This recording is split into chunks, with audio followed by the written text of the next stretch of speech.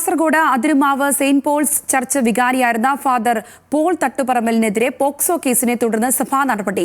ആൺകുട്ടിയെ പീഡിപ്പിച്ചു എന്ന പരാതിക്ക് പിന്നാലെ പോൾ തട്ടുപറമ്പിൽ ഒളിവിൽ പോയിരുന്നു. സിറോ മലബാർ സഭയുടെ തലശ്ശേരി അതിരൂപത വൈദികനായിരുന്നു. കൂടുതൽ വിശദാംശങ്ങളുമായി അനിൽ ജോർജ് ചേരുകയാണ്. അനിൽ, ഈ പോക്സോ കേസ് എപ്പോഴാണ് വൈദികന് നേരെ രജിസ്റ്റർ ചെയ്തിരിക്കുന്നത്? ഇതിൽ സഭാ നടപടി എത്തരത്തിലാണ്? സംഗീത, ഈ പോക്സോ കേസിന് ആധാരമായ സംഭവം നടന്നത് 2024 പക്ഷേ ഈ അടുത്ത് കുട്ടി ഒരു കൗൺസിലിംഗിൽ പങ്കെടുത്തപ്പോഴാണ് ഈ കാര്യങ്ങൾ പുറത്തേക്ക് വന്നത്.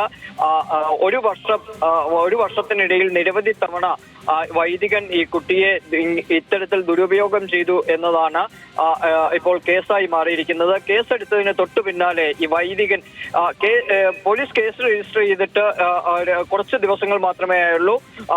പോലീസ് കേസെടുത്തു എന്ന് മനസ്സിലായതോടെ വൈദികൻ പള്ളിമുറി പൂട്ടിയിട്ടതിന് ശേഷം അവിടെ നിന്ന് പോവുകയായിരുന്നു.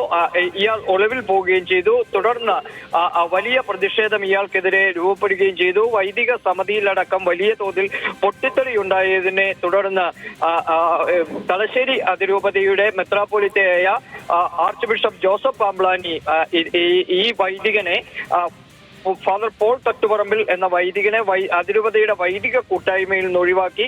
ഒപ്പം ആ ഇടവകയുടെ കാസർഗോഡ് ജില്ലയിലാണ് ഈ ഇടവകയുള്ളത്. ഈ ഇടവകയിലെ വികാരിയുടെ ചുമതലയിൽ നിന്നും ഇയാളെ പുറത്താക്കുകയും ചെയ്തു. ഒപ്പം യാതൊരു തരത്തിലുള്ള കൂതാശകൾ ഇയാൾ പരികർമ്മം ചെയ്തിരുന്ന ഉത്തരവും പുറത്തിറക്കുകയും ചെയ്തിട്ടുണ്ട്. വൈദികനെ ഒരു കാരണവശാലും സംരക്ഷിക്കില്ല എന്ന നിലപാടാണ് ഇപ്പോൾ അതിരൂപത സ്വീകരിക്കുകയും ചെയ്തിരിക്കുന്നത്. സംഗീത. ശരി അനിൽ, ഫാദർ പോൾ തട്ടുപറമ്പിനെതിരെയാണ് പോക്സോ കേസും തുടർന്നുള്ള സഭാ നടപടിയും.